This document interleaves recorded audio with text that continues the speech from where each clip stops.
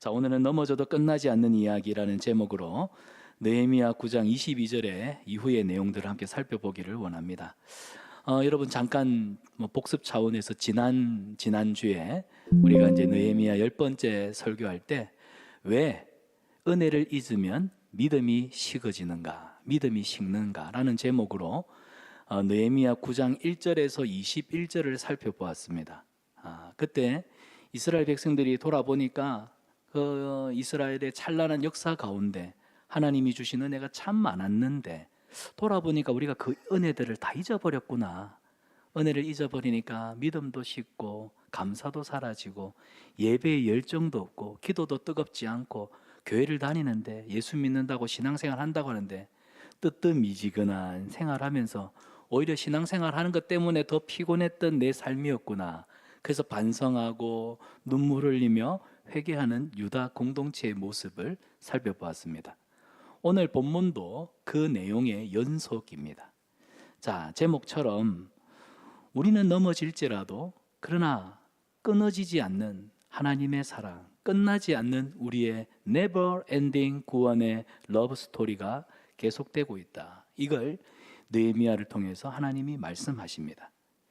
여러분, 아이들이 자전거를 배울 때를 보면요, 자, 처음 자전거를 탈 때 아이들이 금방 넘어집니다. 중심을 못 잡고 쓰러지죠.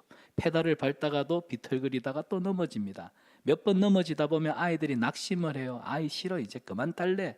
무릎도 아프고 또 팔꿈치도 긁히고 이제 안 타고 싶어. 그때 곁에 서 있는 부모님은 아이들의 어깨를 툭툭 두드리면서 그러죠. 괜찮아, 한 번만 더 타보자. 한 번만 다시 더 타볼까? 이렇게 말을 합니다.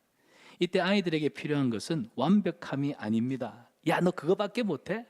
아빠가 가르쳐 줬잖아. 한쪽으로 기울 때는 반대쪽에 무게 중심을 주라고. 넘어지려고 하는 반대쪽에 페달을 더 세게 밟아야 된다고. 너는 맨날 첫날 얘기해도 못 알아듣냐? 아이들한테 완벽함을 요구하는 부모님은 꾸짖을 수 있습니다. 그러나 아이들에게 필요한 것은 넘어졌을 때에도 다시 일어설 수 있도록 곁에서 붙들어주는 손이 필요합니다. 붙들어주는 손이 필요해요. 그래서 자전거를 배우는 아이들의 이야기는 넘어짐에서 끝나지 않습니다. 다시 일어나는 순간부터 이야기는 계속 이어진다는 사실입니다. 여러분, 우리 인생도 마찬가지예요. 우리는 누구나 다 넘어지는 경험을 합니다. 어떤 사람은 작은 실수에 넘어지고 또 어떤 사람은 스스로도 내가 왜 이런 어처구니 없는 일을 스스로도 납득하기 어려운 실패 앞에 주저앉기도 하죠. 문제는 넘어지는 것보다 넘어졌을 때 끝났어, 포기할 거야, 이제 두 번 다시는 쳐다보지도 않을래, 모든 것을 끝났다라고 접어버리는 마음, 그게 문제입니다. 오늘 느헤미야 9장은 바로 그런 자리에서 드려진 기도라고 보시면 좋겠어요. 예루살렘 성벽이 세워졌습니다. 바벨론 포로에서 잡혀갔던 유다 백성들이 돌아와 하나님 앞에 섰습니다. 돌아보니 지나온 자신들의 삶의 흔적과 자취, 그리고 조상들의 역사를 돌아보니까 하나밖에 없습니다. 제각각이 다 하나님의 언약을 떠나고 하나님을 버리고 집단적으로 하나님 앞에서 도망쳤던 부끄러움의 역사가 이스라엘의 역사였던 거예요. 그런데 놀라운 것은 우리들은 약하나 예수 권세만 보다. 저들은 하나님을 버리고 떠났을지라도 하나님은 이스라엘을 한 번도 잊은 적이 없으시다는 이 놀라운 사실. 하나님이 이스라엘을 잊지 않는 이유는 딱 하나입니다. 언약입니다. 나는 너희의 하나님이 될 것이다. 여러분, 사람은 실수해도 우리 하나님은 실수하지 않습니다. 그래서 오늘 본문은 언약에 신실하신, 자기 약속을 끝까지 지키시는 하나님이 자기 사랑하는 백성들을 어떻게 세우시는가, 그 놀라운 이야기를 우리가 함께 살펴보기를 원합니다. 자, 첫 번째 제목입니다. 같이 한번 읽어볼까요? 넘어져도 하나님은 약속으로 자기 백성을 다시. 22절을 보면 또 나라들과 족속들을 그들에게 각각 나누어 주심에. 자, 이스라엘 백성들이 계속해서 과거의 이야기를 회상하고 있습니다. 나라들과 족속들을 그들에게 나누어 주신 하나님, 이 말씀은 하나님이 여호수아를 통해서 가나안 정복을 완성하신 이야기를 다룬 겁니다. 여러분, 가나안 땅은 오래전부터 하나님이 아브라함에게 약속하신 땅입니다. 그리고 그 약속이 마침내 이루어졌죠. 그런데 하나님의 약속이 이렇게 무구한 세월을 통해서 흘러가는 동안, 약속이 성취되는 동안 이스라엘은 한 번도 하나님 앞에 완전하지 못했습니다. 그들은 광야에서 불평했고요, 만나와 물을 주셨음에도 원망했습니다. 하나님의 돌보심이 눈앞에 보이는데, 하나님의 돌보심이 내 눈앞에 보이는데, 그런데 늘 흔들렸다는 겁니다. 심지어는 금송아지까지 만들어서 하나님을 대체시켜 버렸죠.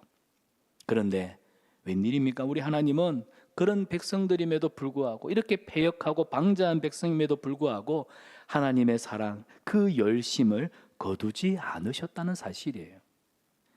여러분, 25절은 그 하나님의 약속, 우리에게 약속하신 그 약속이, 그 결과가 얼마나 구체적인지를 보여줍니다. 그들이 견고한 성읍들과 기름진 땅을 점령하고, 하나님이 약속하신 땅, 가나안 땅, 드디어 그들이 때가 되매 그 견고한 여리고 성읍들을 무너뜨리고, 가나안에 있는 7족속들을 멸하고 그 가나안 땅, 기름진 땅을 점령하였더라. 그래서 들어간 가나안 땅에는 집이 있었습니다. 우물이 있었습니다. 포도원이 있고 감람원이 있었습니다. 하나님이 주신 축복들이 넘쳐났어요.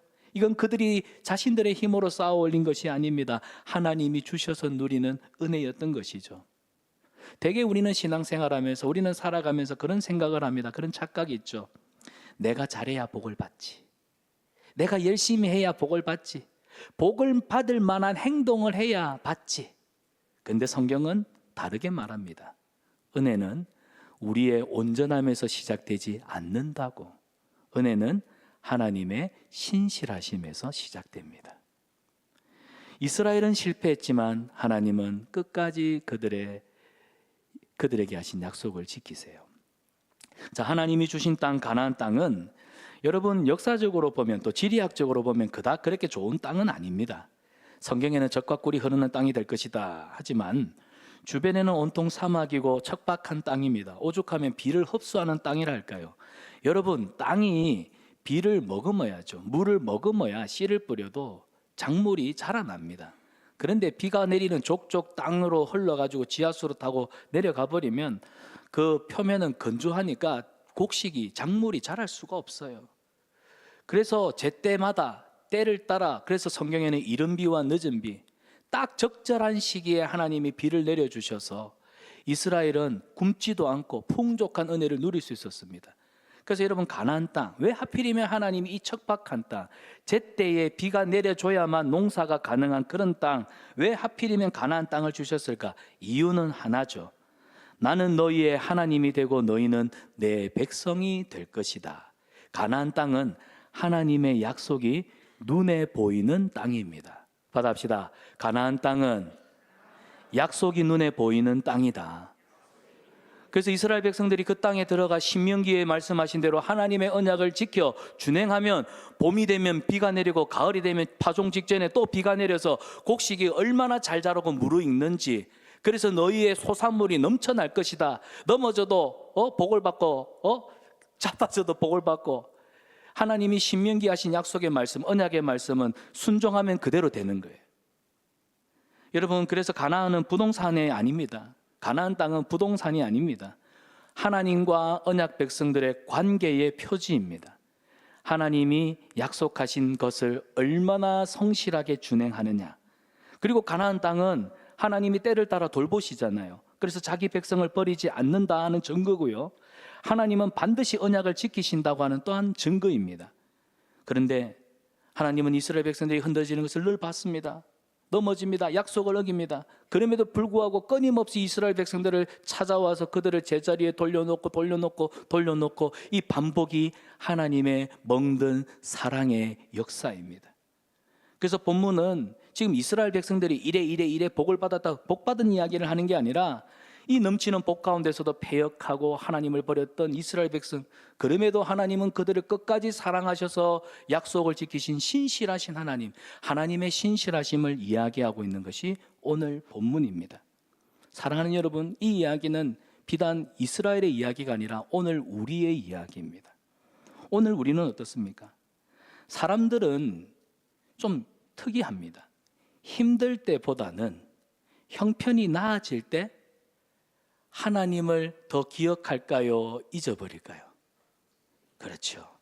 형편이 나아지면 하나님을 쉽게 잊어버립니다. 우리 생각에는 하나님 복 주세요, 은혜 주세요, 건강 지켜주세요, 내가 지금 이런 공부한 일이 있으니까 도와주시면 내가 하나님 앞에 더 잘할게요. 제가 그랬습니다. 20년 전에 어떤 여자한테 당신 엄청 예쁜 물고기 잡는다고 어떤 거짓말 안 하겠습니까? 사람이 그런 것 같아요. 형편이 나아지니까 하나님을 쉽게 잃어버립니다. 여러분, 믿음이 없어서 그런 게 아닙니다. 내가 믿음이 없어서 그러나 그런 생각하지 마세요. 받아합시다. 사람이 원래 그렇다. 사람이 원래 그렇습니다. 힘들 때는 주여 주여 하다가 형편이 나아지면 언제나 그러냐는 듯이 기도의 자리를 휙 떠나버리죠. 힘들 때는 하나님 없이 못 살 것 같습니다. 그래서 무릎을 더 꿇게 돼요. 그런데 문제가 해결이 되고 상황이 나아지면 그동안 붙들었던 하나님 손을 그냥 놓아버립니다. 여러분, 광야에서는 하나님 없이는 하루도 버틸 수 없었죠. 이스라엘 백성들 보세요. 하나님 배가 고프니까 만나를 주세요. 목이 마르니까 물을 달라고 구합니다. 두려우니까 하나님 우리를 지켜주세요 부르짖었어요. 그런데 가나안 땅에 딱 들어오니까 집이 생기죠. 먹을 것 걱정이 없죠. 그러니까 마음이 변질되기 시작한 것입니다. 야, 기도하지 않아도 삶이 잘 굴러가네. 말씀을 읽지 않아도 큰일 없네. 예배를 똑바로 안 드려도 뭐 괜찮네. 이게 뭐라고요? 풍성함이 주는 위험이라는 사실입니다. 우리는 지금 어쩌면 이 풍성함이 주는 위험에 잡혀 있는지도 모릅니다. 건강이 회복되면 예전에 간절했던 그 기도의 열정들이 다 사라져버립니다.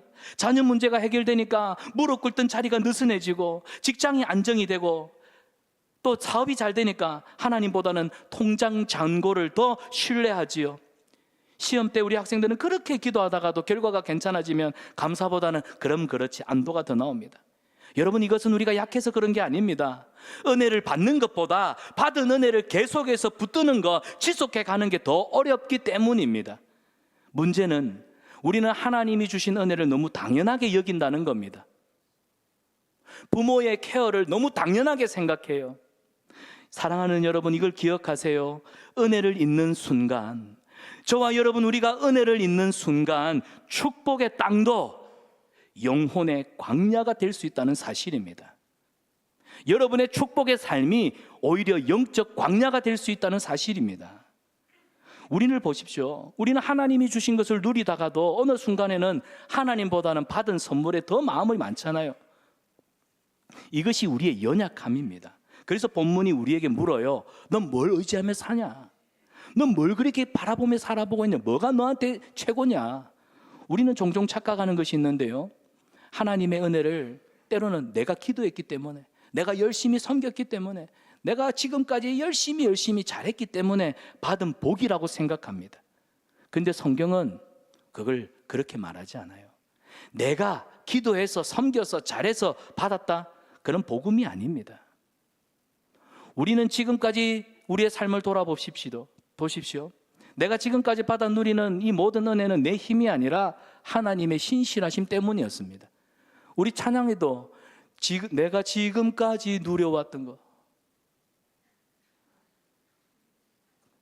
당연한 것 아니라 은혜였소. 그 찬양의 가사 그러잖아요. 내가 너무나 당연하게 여겼고 내가 지금까지 누려왔던 이 모든 것들이 돌아보니까 다 하나님의 은혜였다는 겁니다. 여러분, 하나님의 신실하심이었어요. 그래서 믿음 생활을 한다는 건 자기 확신에 빠져서 살아가는 게 아니라 하나님에 대한 확신, 하나님의 은혜에 대한 감사, 이게 우리의 믿음의 근거인 것입니다. 여러분, 지금 이스라엘 백성들이, 오늘 저와 여러분의 삶이 오늘 여기까지 온 것은 다 하나님이 우리를 붙들어 주셨기 때문인 줄 믿습니다. 그래서 지금 하나님을 믿는 그 자체가 우리한테는 은혜입니다. 예배의 자리에 앉아 있는 것도 은혜입니다. 하나님을 아버지라고 부르는 것이 은혜입니다. 어떤 성도님이 와서 저에게 말을 합니다. 목사님, 제 믿음이 너무 약합니다. 맞습니다. 우리는 믿음이 약할 수밖에 없습니다. 받합시다. 주님, 나는 연약합니다.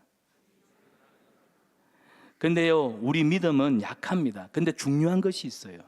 우리의 약한 믿음을 하나님이 놓치지 않으신다는 겁니다. 우리의 연약한 믿음을 가지고 있지만 그 연약한 믿음조차도 하나님은 놓치지 않고 붙들고 계신다는 겁니다. 그래서 신앙은 완벽한 사람들이 유지하는 게 아니라 하나님이 붙드시는 사람들, 하나님이 붙드시는 사람들에게 이어지는 놀라운 구속의 이야기. 그래서 오늘 본문이 우리에게 말하지 않습니까? 우리에게 묻습니다. 우리는 지금 하나님께로부터 받은 은혜를 어떻게 생각하고 있느냐? 여러분, 하나님께 받은 은혜를 어떤 관점으로 바라보고 계십니까? 어쩌면 너무나 당연한 거 아니에요? 내가 은혜 받을 만한 일을 했기 때문에. 아니면 여러분, 맞아요, 하나님이 내게 주신 거예요, 하나님의 은혜로 보고 감사하고 계십니까? 은혜를 아는 사람은 결국 자기 삶도 다르게 바라봅니다. 이 모든 것이 하나님의 은혜입니다 라고 은혜를 아는 사람은 자기 삶을 대하는 태도도 달라집니다. 사랑하는 여러분, 오늘 우리 삶이 이 하나님의 은혜 안에 있음을 믿으시기를 바랍니다. 하나님이 지금 강한 손으로 우리를 붙들고 계시기 때문에 지금 여기까지 우리가 순탄하게 살아온 거예요. 그분 앞에 감사하십시오. 감사함으로 주님 앞에 나아가기를 축복합니다. 그래서 저와 여러분의 삶 속에 흔들림 가운데서도 견고함을 잃지 아니하는 믿음의 삶, 이 은혜가 있기를 축원합니다. 자, 두 번째는 우리 같이 읽어볼까요? 넘어져도 하나님은 긍휼로 자기 백성을 끝까지 붙드십니다. 자, 이 1절부터 25절까지는 지나온 유다의 역사 속에서 하나님이 베풀어 주셨던 은혜와 그 구체적인 이야기들을 쭉 되새김질하다가 26절에 와서는 갑자기 분위기가 확 바뀝니다. 어떻게 바뀌냐면 26절을 보십시오. 그들이 순종하지 아니하고 주를 거역하며, 지나온 과거의 은혜를 생각하다가 26절에 와서는 하나님, 우리가 하나님 앞에 죄를 지었습니다. 지금 이 고백을 하고 있어요. 여러분, 이 한 문장이 이스라엘의 역사를 보여줍니다. 은혜를 누렸지만 하나님을 떠났다는 겁니다. 그래서 오늘 본문은 세 가지로 정리합니다. 첫 번째, 이스라엘이 율법을 버렸다. 두 번째, 선지자들을 죽였다. 세 번째, 하나님을 모독했다. 이게 오늘 본문의 핵심 내용입니다. 여러분, 이건 단순한 실수가 아니라 의도적인 반역이었습니다. 그래서 하나님이 이스라엘 백성들이 율법을 버리고 선지자들을 죽이고 하나님을 모독할 때마다 계속해서 선지자를 보내시죠. 그리고 하신 한 가지 말씀은 돌아오라였습니다. 돌아오면 내가 너희를 회복시키겠다. 그런데 이스라엘은 듣지 않았어요. 결국에는 하나님이 바벨론 포로로 유다 백성들을 보내신 겁니다. 이방인의 손에 넘기셨던 겁니다. 사랑하는 여러분, 우리는 여기서 인간의 죄를 정확하게 보죠. 성경은 죄를 감추지 않습니다. 죄를 있는 그대로 드러냅니다. 여러분, 유다 백성들의 죄는 단순한 행동의 문제가 아니라 방향의 문제였습니다. 어디를 향해 가고 있는가, 방향의 문제였어요. 여러분, 말씀을 버렸다? 이 말씀을 버렸다는 건 하나님의 뜻보다 내 생각, 내 고집, 내 주장을 더 신뢰한다, 그런 뜻입니다. 선지자들을 죽였다? 이건 나를 불편하게 만드는 모든 진리에 대해서는 내가 듣지 않겠다, 거부하겠다는 뜻입니다. 오늘 우리가 그렇지 않습니까? 그리고 하나님을 모독했다? 이 말은 하나님 없이도 난 얼마든지 살 수 있어, 이게 교만함이고 이게 완악함입니다. 이런 자세로 버텼던 거예요. 결국 죄는 그들이 약해서 넘어진 게 아니라 하나님을 밀어내고 그 중심에 자기가 섰기 때문에 이게 교만함의 죄인 것입니다. 근데 이 흐름이요, 유다 백성들에게 있었고 오늘 우리에게도 동일하게 이 흐름이 흘러가고 있다는 사실입니다. 여러분, 사람들은 하루아침에 무너지지 않습니다. 죄는 서서히 자라죠. 바늘 도둑이 소도둑 된다는 말처럼 어떻게 시작될까요? 처음에는 그냥 말씀이 불편해요. 귀찮아요. 말씀 있는 게 그렇게 마음이 썩 가지 않아요. 그러다가 그 다음에는 내 삶에 문제가 있는 걸 내가 아는데 회개가 부담스럽습니다. 여러분, 한번 스스로를 점검해 보십시오. 말씀이 불편해지고 말씀을 미루기 시작하더니 결국에는 내가 잘못된 걸 알고 있는데도, 내 영적인 문제를 내가 감지하는데도 회개하는 게 부담스럽습니다. 언젠가는 할 거야. 그러면서 예배 시간에 설교를 듣지만 내 이야기로 좀처럼 받아들이지 않습니다. 그러다 보면 나를 찌르는 말들, 나를 아프게 하는 말들은 회피하게 되지요. 결국 하나님보다는 내 감정이 중요합니다. 내 체면이 우선시 됩니다. 내 정욕, 내 욕심에 노예가 되고 마는 것입니다. 여러분, 그래서 죄는 조용하게 시작되지만 죄는 방향을 가지고 있어요. 이 작은 순종들이 쌓이면 어떻게 되는 줄 아세요? 오늘 미룬 순종이 내일의 영적 둔감함이 되고, 오늘 외면한 하나님의 말씀이 사울 왕처럼 완고함이 되는 겁니다. 사신 우상에게 절하는 것과 같은, 사술의 죄를 짓는 것과 같은 완고함의 죄를 딱 짓게 되는 거예요. 그래서 죄의 가장 무서운 열매는 뭐냐면, 문제를 만드는 게 아니라 하나님이 지금 계속해서 말씀하시는데도, 하나님이 그 사랑하는 자녀들에게 말씀을 하시는데도 불구하고 말씀 앞에 좀처럼 반응하지 않는 내 모습, 이게 죄의 무서운 결과고 열매입니다.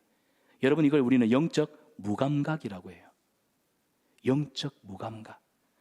겉으로는 아무 문제 없어요. 교회 와요, 예배 드려요, 사람들하고 잘 지내요. 그런데 속을 들여다보면 하나님과 영 멀어져 있는 그런 상태예요. 그래서 교회만 다닐 게 아니에요. 예수님 잘 믿어야 돼요. 옆 사람에게 한번 권면합시다. 교회만 다니지 말고 예수님을 잘 믿읍시다. 여러분, 예수님 잘 믿어야 돼요. 마지막 때에 믿는 자를 내가 보겠느냐? 이 말씀은 진실하게 믿는 자를 찾아보기 힘들겠도다, 예수님의 탄식에서 나온 말씀입니다. 주님이 찾으시는 그 한 사람의 예배자, 그 사람이 내가 되기를 원합니다. 이 고백이 있기를 축원합니다. 아멘은 안 하십니까? 그 한 사람이 되기를 축원합니다. 자, 27절을 보겠습니다. 그들이 환난을 당하여 죽게 부르짖었도다.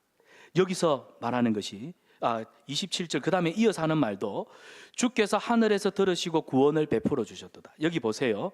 유다 백성들이 죄를 짓고 하나님을 떠나서 하나님이 그냥 두지 않아요. 사랑하니까 매를 들어서 징계하십니다. 이게 그들에게는 환난이 된 겁니다. 환난 가운데 그들이 하나님 죄송합니다, 잘못했습니다 부르짖으니까 하늘의 하나님이 들으시고 그들을 다시 구원을 베풀어 주셨어요. 여러분, 이게 이스라엘 역사 가운데 계속 반복됐던 죄악의 흐름입니다. 이걸 죄의 패러다임이라고 해요. 죄를 짓고, 그러니까 하나님이 매를 들어서 징계하시고, 이 징계의 매가 아프니까 잘못했습니다 부르짖고 회개하죠. 그러면 다시 하나님은 구원해 주셨습니다. 이 전형적인 패턴이 바로 사사기입니다. 죄 짓고 한 대 얻어맞고 회개하고 사사들을 보내 구원하시고. 근데 중요한 것은 이처럼 인간의 연약함과 죄 때문에 죄가 반복되는 것을 지금 이 포커스에 두지 않고, 오늘 본문은 이 범죄한 백성들에 대한 하나님의 반응, 하나님의 행동, 하나님의 제스처라는 거예요. 31절을 보십시오. 그 하나님의 액션이 어떻게 나오느냐? 주의 크신 긍휼로 그들을 아주 멸하지 아니하시고 버리지도 아니하시사오니. 하나님은 보세요, 너 정말 괘씸하다. 너 몇 번째나, 몇 번째. 여러분, 호세아를 보면요, 고멜이라고 하는 여자랑, 음탕한 여자랑 결혼했는데 이 여자가 맨날 밖에 나가고 다른 남자 만나 바람 피고 싶어해요. 집에서 이 생활을 만족을 못해요. 그래서 겨우겨우 꼬셔갖고 집에 붙들어 놓으면은 아들을 하나 낳아놓고는 또 나가갖고는 다른 남자들이랑 바람을 피고, 어디서 누구 자식인지도 모르는 또 애 하나 임신해 와갖고는 둘째를 놓고는 또 나가버리고, 또 셋째 임신해서 오니까 선지자가, 여러분 제가 목사인데 저 어디 상남동에 가서 몸 파는 여자 만나갖고 결혼해가지고 사모님이 근데 미친 여자처럼 돌아다니면서 아무 남자나 교회 집사님한테 자기 잘생겨서 좋겠다. 지금 호세아가 그런 현실 앞에서요, 하나님의 마음이 문드러지고 하나님의 마음이 찢기는 그 상황을 경험한 거예요. 이스라엘 백성들이 이렇게 죄의 반복된 패턴을 하나님 앞에 저질렀다는 겁니다. 여러분, 이게 오늘 우리의 모습입니다. 근데 오늘 성경을 보니까 그 하나님이 우리를 너무 사랑하셔서 죄를 가볍게 여기지 않으시고 징계하시네요. 그런데 너 이만큼 용서했었는데 너 안 되네, 포기할래가 아니라 자기 백성을 끝까지 언제요? 1000번이고 10,000번이고 셀 수 없이. 그래서 호세아 6장 1절을 보면 우리를 찢으셨으나 도로 낫게 하실 것이요 치셨으나 싸매어 주실 것임이라. 왜? 돌아가면, 우리가 회개하고 돌아가면 10,000번이고 수십억 번이고 돌아가면 낫게 하여 주시고 싸매어 주실 은혜의 하나님이신 줄 믿기 때문에. 사랑하는 여러분, 우리가 하나님 앞에 은혜 얘기하는데 은혜는 그냥 죄를 쓱 눈 감아주는 게 아닙니다.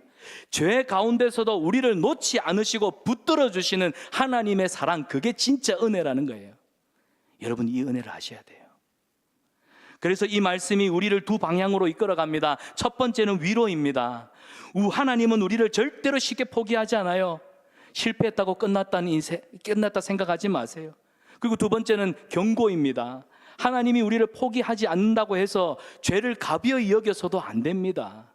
사랑하시기 때문에 우리를 그냥 두시지 않는 거예요. 흔들어 깨워서라도 돌이키게 하시는 하나님, 아프게 해서라도 다시 하나님께로 돌아오게 하십니다. 그래서 여러분 삶이 흔들릴 때 우리는 질문을 바꿔야 됩니다. 하나님 왜 이런 어려움을, 이 시련을, 이 고난을 내게 주십니까? 어쩌다가 이런 일이 생겼나요? 우리는 이런 질문을 던지는데요. 아니요. 여러분 우리의 삶이 송두리째 흔들릴 때 그때 이렇게 질문하십시오. 하나님 지금 나를 어디로 이끄십니까? 나를 어디로 돌이키라고 말씀하십니까? 여러분 이 질문이 시작될 때 하나님의 손길이 보일 줄 믿습니다. 우리를 포기하지 않고 은혜로 찾아오시는 변함없는 신실하신 하나님의 약속, 그 약속으로 우리를 회복시켜 주실 줄 믿습니다. 우리는 실패해도 하나님의 긍휼하심이 우리 실패보다, 우리 죄보다 더 크기 때문에, 그래서 하나님의 긍휼을 붙들고 하나님의 긍휼하심을 붙들고 우리는 지금까지 타협하고 핑계대어 왔던 우리 죄, 그것 다 내려놓고 하나님 앞에 나아가야 합니다. 이 은혜가 있기를 축원합니다. 이번 고난주간 특세기간 여러분 그냥 즐기니까 특세로 한번 지켜보자는 그런 시간이 아닙니다. 핑계대고 타협하고 살아왔던, 무감각하게 살아왔던 내 삶 1000번이고 10,000번이고 다시 돌이키면 은혜 주시고 회복시켜 주시는 그 하나님의 긍휼하심을 힘입어 십자가에 흘리신, 십자가에서 쏟으신 그 사랑에 힘입어서 우리 하나님 앞에 더 힘껏 나아가는 은혜의 시간, 회복의 시간 되시기를 주님의 이름으로 축원합니다. 마지막 세 번째, 넘어져도 하나님은 자기 백성을 하나님 앞으로 다시 서게 하시는, 돌이키시는 하나님. 자, 본문의 방향이 바뀌기 시작합니다. 기도의 방향이 바뀝니다. 이제 과거가 아니라 현재를 이야기해요. 1절에서부터 31절까지는 지나온 과거, 그들 조상들의 베풀어 주셨던 하나님의 이야기, 그리고 그들이 지었던 죄에 대한 이야기, 뉘우침에 대한 이야기. 그러다가 32절에 와서는요, 우리 하나님이여, 우리 하나님이여. 이 고백은 지금 내가 하나님 앞에서 지나왔던 은혜들을 돌아보며, 지나왔던 삶의 흔적들을 되돌아보며 오늘 내가 하나님 앞에 믿음으로 드리는 신앙 고백. 그래서 오늘까지, 여기까지 우리가 당한 환난과 고난을 작게 여기지 말아 주시옵소서. 여러분, 유다 백성들은 죄 때문에 바벨론 포로로 잡혀갔다가 참 힘들었습니다. 돌아왔지만 여전히 자유롭지 못했습니다. 여전히 페르시아 지배 아래 있었습니다. 예루살렘의 삶은 얼마나 비참했습니까? 그러니 그들이 이렇게 고백해요. 36절에 주여, 우리가 오늘날 이렇게 종이 되어 있는데, 종으로 사로잡혀 있는데, 이 말은 그들의 신세 한탄을 하는 말이 아닙니다. 사실 양심 고백이에요. 이게 회개입니다. 하나님, 우리가 지금 종이 된 이 처지를 한번 보십시오. 이 비참한 예루살렘의 현실을 보십시오. 이 결과가 다 누구 때문입니까? 우리가 하나님 앞에 죄 지었기 때문입니다. 지금 삶은 우연히 일어난 일이 아니라 하나님 앞에 말씀대로 살지 못한 결과입니다. 결과입니다. 그래서 그들이 자신들의 허물을, 그들의 죄를 끄집어내고 깨닫기 시작하죠. 중요한 것은 유다 백성들이 변명하지 않았다는 겁니다. 33절을 보십시오. 우리 주님은 공의로우시니 우리는 악을 행하였습니다. 하나님은 정의롭고 공의로우신데 우리는 그 하나님 앞에서 악을 저질렀네요. 여러분, 이게 회개입니다. 정직하게 하나님 앞에 자기 죄를 토설하는 것. 여러분, 오늘날 많은 사람들이 좀 그런 것 같아요. 자기가 분명히 잘못했는데도, 내가 분명히 잘못했는데도 내가 잘못한 걸 남한테 인정하기를 싫어해요. 나는 남한테 내가 조금 잘못한 건 무조건 미안하다, 잘한다, 손 들어 보십시오. 감사합니다. 네, 그럴 줄 알았어요. 사람들이 얼마나 못된 줄 알아요? 교회 다니는 사람들 진짜 못됐어요. 미안하다 소리 안 해요. 여러분 알고 계십니까? 한번 돌아보세요. 나 우리 교회 다니면서 남한테 미안하다 소리 잘했는가? 분명히 자기 잘못했는데 미안하다 소리 안 합니다. 한국 교회가 그래요. 옆 사람한테 이렇게 한번 고백하죠. 미안합니다. 진짜 미안합니다. 우리 유교 문화 속에 살아서 그런지, 자기 체면 문화 속에 살아서 그런지 부모들 자녀들한테 잘못해놓고도 어디 금방지게 까라면 까, 그렇게 얘기합니다. 여러분, 부모도 자식한테 잘못했을 때는 누구야? 아빠가 미안하다, 아빠가 몰랐다, 누구야? 엄마가 부족해서 그래, 용서해줘. 여러분, 이 정직한 회개가 하나님과 사람의 관계를 부드럽게 만들어갑니다. 사람들이 회개하지 않아요. 잘못했다 말하지 않아요. 환경을 탓합니다. 내 잘못이 아니다, 내 환경이 그래서 그렇다, 저 사람이 그랬다, 사람 탓합니다. 나중에는요, 부모 탓하고요, 엄한 조상님까지 조상 탓합니다. 근데 여러분, 회개는 다릅니다. 회개는 하나님, 내가 잘못했습니다, 내가 틀렸습니다, 내가 바보입니다, 이게 회개입니다. 그래서 회개는 장황한 변명이 아니라 인정하는 거예요. 핑계가 아니라 하나님 앞에 바로 서는 것이 회개입니다. 여기서 우리 믿음이 갈리는 겁니다. 자기를 변호하기 바쁜 사람은요, 결코 돌아서지 못해요. 하지만 자기 잘못을 인정하는 사람은 다시 회복되는 줄 믿습니다. 여러분, 부흥이라고 하는 것은 결국 하나님 앞에서 내가 얼마나 정직해지는가, 하나님 앞에서 내가 정직해질 때 부흥이 시작되는 줄 믿습니다. 회개하는 심령, 내가 잘못해서 내가 미안해, 이 심령은요, 차갑지 않습니다. 따뜻합니다. 왜요? 하나님 앞에서 회개할 수 있다는 건 그만큼 하나님이 주신 아직 은혜가 있다는 거예요. 그런데 끝난 사람들은 회개 안 합니다. 마음이 굳어지면 자기 죄를 보지 못하기 때문에 회개 안 합니다. 미안하다 소리 안 해요. 그러나 하나님이 옳다고 인정하는 순간, 하나님, 제가 잘못했습니다, 하나님이 옳으십니다, 인생은 그때부터 다시 서기 시작하는 겁니다. 그리고 그 고백은 결단으로 이어지죠. 오늘 본문 38절을 보십시오. 우리가 언약을 세우겠습니다. 우리가 잘못했습니다. 우리 죄 때문에 이런 끔찍한 일이 일어났습니다. 고로 하나님, 우리가 다시 언약을 세웁니다. 두 번 다시는 이런 과오를 저지르지 않겠습니다. 이게 부흥이고, 이게 회복이고, 이것이 하나님이 주시는 은혜를 다시금 내 삶으로 유통하는 유일한 방법입니다. 여러분, 방향을 바꾸셔야 돼요. 이제는 내 뜻대로 살지 않겠습니다. 이제는 하나님 말씀대로 살겠습니다. 이게 하나님이 우리에게 요구하시는 진정한 회개고 회복입니다. 오늘 바벨론 포로에서 돌아왔던 유대인들에게 필요했던 것은 회개입니다. 그리고 오늘 저와 여러분, 우리에게도 필요한 것이 바로 이 회개입니다. 그래서 언약을 새롭게 한다. 여러분, 이 38절에 언약을 새롭게 하고 다음 주에는 이제 언약을 새롭게 한다는 의미에서 임봉합니다. 하나님 앞에 모든 지파 사람들이 나와가지고 우리가 이 약속을 하나님 앞에 신실하게 이행하겠습니다. 이건 마음으로 하는 게 아니에요. 말로만 하는 게 아니에요. 삶을 실제로 바꾸는 겁니다. 예배를 다시 세우는 겁니다. 미뤘던 말씀을 다시 붙들기 시작하는 거고, 끊지 못했던 죄를 정리하시는 겁니다. 무너졌던 기도의 자리를 다시 펴는 거예요. 이게 언약을 새롭게 하는 것입니다. 그래서 여러분, 회개는 반드시 삶에 드러나야 합니다. 말만 회개합니다가 아니라 삶이 바뀌어야 됩니다. 어떻게 바뀌냐? 여러분, 말투가 먼저 바뀌어야 됩니다. 회개하는 사람은 말투가 바뀝니다. 돈을 쓰는 기준도 달라집니다. 시간을 보내는 방식도 바뀝니다. 내 시간 아닙니다. 내 물질 아닙니다. 학생들은 하루의 시간 속에서도 하나님의 자리를 세웁니다. 우선순위를 정확하게 지켜가요. 직장인들 아무리 바빠도 예배 중심, 그리고 자기를 속이는, 양심을 속이는 행동하지 않습니다.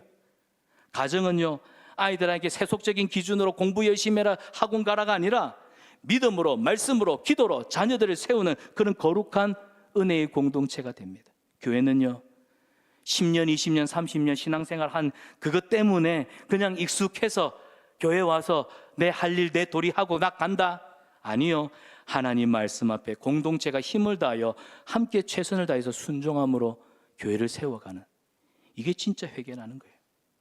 삶의 중심을 하나님께로 돌리는 것, 이것이 언약을 새롭게 하는 우리의 모습, 하나님이 기대하시는 바입니다. 그래서 본문이 우리에게 묻습니다. 너는 지금 어디 서 있느냐? 사랑하는 여러분, 받아봅시다. 우리는 하나님 앞에 서 있습니다. 오늘 너는 어디에 서 있느냐? 너는 지금 어디를 바라보고 있느냐? 우리는 하나님 앞에 서 있다. 왜? 그 은혜 때문에, 그 변하지 않는 언약 때문에, 그 신실한 사랑 때문에 우리는 하나님을 떠나고 싶어도 하나님이 항상 우리를 데려다가 하나님 앞에 딱 돌려놓거든요. 하나님 앞에 있습니다. 코람데오. 그래서 여러분, 그런 하나님의 은혜를 기억하십시오. 은혜를 기억하는 사람은 다시 무릎 꿇습니다. 다시 말씀 앞으로 나아갑니다. 다시 순종하기 시작합니다. 내일부터 시작되는 고난주간 특별 새벽 기도에 여러분을 초대합니다.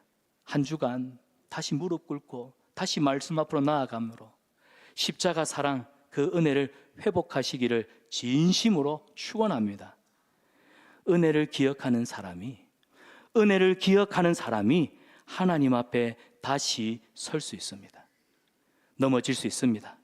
그러나 넘어졌다고 낙심하지 마십시오. 우리는 넘어지면서 끝나는 게 아니라 다시 일으켜 주시는 주님의 손에 의해서 구원받은 성도의 이야기, 나를 향한 하나님의 러브 스토리를 우리는 계속해서 써갈 것입니다. 주님의 손 붙잡고 영원한 주님의 나라에 이르는 그날까지 주님의 기쁨이요 주님의 영광의 찬송이 되는 우리 성산한비교회 성도님들 되시기를 주님의 이름으로 축원합니다. 이 시간 우리에게 주신 말씀 붙들고 함께 통성으로 기도하기 원합니다.